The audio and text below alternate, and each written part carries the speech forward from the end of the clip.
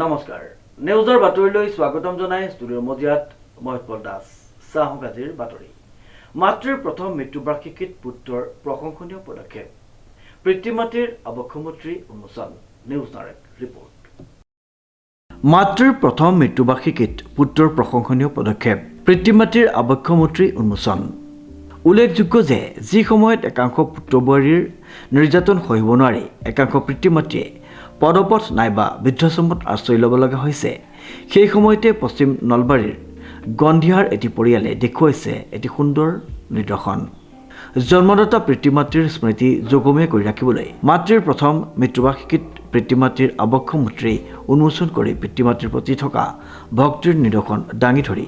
দেখুৱালে গন্ধিয়াৰ যুৱক কাজল বৰ্মনে আজি মোৰ মা বছৰকীয়া শ্ৰাদ্ধ পৃথিৱীত দেউতা আমাৰ বাহিৰেতো একো ডাঙৰ হ'ব নোৱাৰে গতিকে আজি এই মাৰ বছৰকীয়া শ্ৰাদ্ধত দেউতা আৰু মাৰ প্ৰতিমূৰ্তি স্থায়ীভাৱে স্থাপন কৰিলোঁ তেওঁলোকৰ স্মৃতি যাতে সদায় চিৰ যুগমীয়া কৰি ৰাখিব পাৰোঁ তাৰ কাৰণে আজি প্ৰতিমূৰ্তি স্থাপন কৰা হ'ল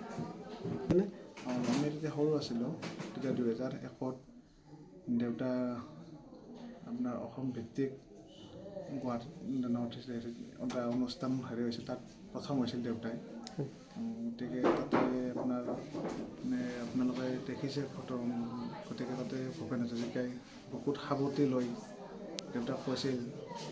যে তুমি মোৰ গান জীয়াই ৰাখিব লাগিব গতিকে ভূপেন হাজৰিকাৰ সান্নিধ্য হোৱা এজন ব্যক্তি মোৰ দেউতা সেইকাৰণে আজি হয়তো দেউতাৰ বা মাৰ এটা হেৰিৰ কাৰণে হয়তো আমি আজি প্ৰয়াত পিতৃ অখিল বৰ্মন এগৰাকী সাংস্কৃতিক কৰ্মী হিচাপে সমগ্ৰ পশ্চিম নলবাৰী অঞ্চলতে পৰিচিত আছিল মাতৃ মিনতী বৰ্মনো এগৰাকী সৰ্বৰহী মহিলা হিচাপে পৰিচিত আছিল উক্ত দুয়োগৰাকীৰ পবিত্ৰ স্মৃতিত পুত্ৰ কাজলে পৰিয়ালৰ সহযোগত নিজ বাসগৃহতে আবক্ষমূৰ্তি উন্মোচন কৰে এই আবক্ষমূৰ্তি আনুষ্ঠানিকভাৱে উন্মোচন কৰে সমাজকৰ্মী জিতেন শইকীয়াই সাংস্কৃতিক কৰ্মী সোণ গোস্বামীয়ে আঁত ধৰা অনুষ্ঠানটিত কেইবাগৰাকী বিশিষ্ট ব্যক্তি উপস্থিত থাকে মই সৰুৰে পৰা অখিল বৰ্মন আৰু মই বৰ লগ আছিলোঁ লগ থাকি আমাৰ যেতিয়া বিয়াৰ টাইম আহিল বিয়া পাতিলোঁ বিয়া পাতাওঁতে মানে তেওঁ মই সখী বান্ধি ল'লোঁ সখী বান্ধি আমি ভাল বন্ধু সখী প্লাছ ভাল বন্ধু ভাল পৰিয়ালৰ লগত ভালকৈ মিলি থাকি এনেকৈ কিছুদিন যোৱাৰ পিছত তেওঁ টানাটানিকৈ চলি আছে ময়ো টানাটানিকৈ চলি আছোঁ এনেকৈ চলাৰ মাজত সহায় সহযোগ কমপ্লিট থাকে আৰু তেওঁ বেমাৰে মানে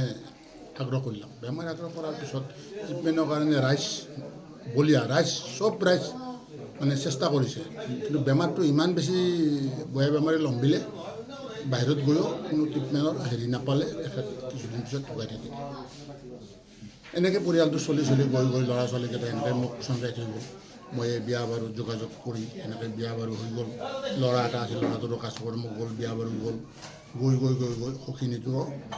বেমাৰ হ'ল মোৰো বেমাৰ হ'ল মোৰ বেমাৰত বাচিলোঁ সখিনীয়ে ঢুকাই থাকিলে মোৰ অপাৰেশ্যন হ'ল লিভাৰৰ অপাৰেশ্যন হোৱাৰ পিছত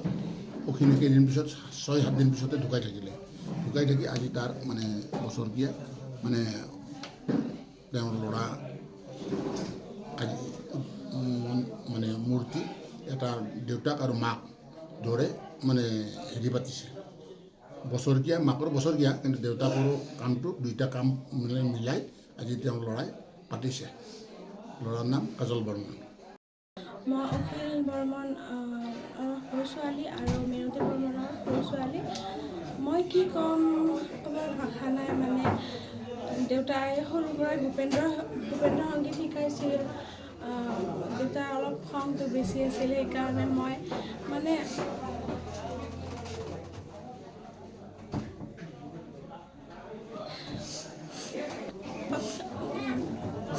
যেতিয়া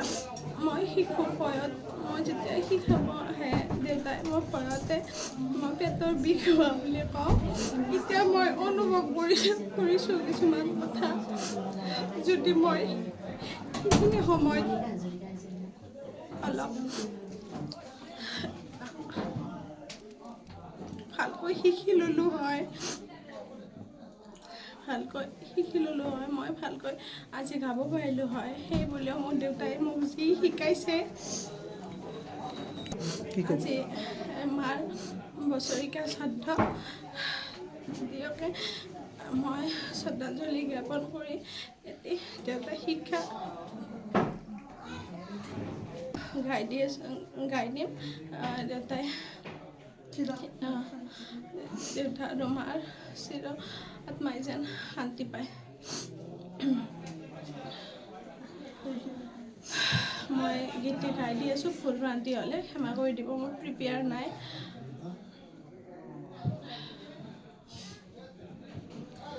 হালি থাকি পৰহালিকি অগা দেৱা কৰহালিকি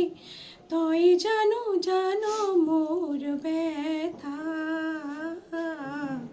মনৰ হাসো দিয়া কথা কিহতে ৰাখিছ থাকি ও আলি থাকি পৰহালিকি অগা দেৱা কৰহালিকি তই জানো মোৰ বেথা মনৰ হাসো দিয়া কথা কিহতে ৰাখিছ থাকি। এইখিনি কৈ নলবাৰীৰ পৰা ৰিংকু ৰায় চৌধুৰীৰ এক বিশেষ প্ৰতিবেদন নিউজ নাও।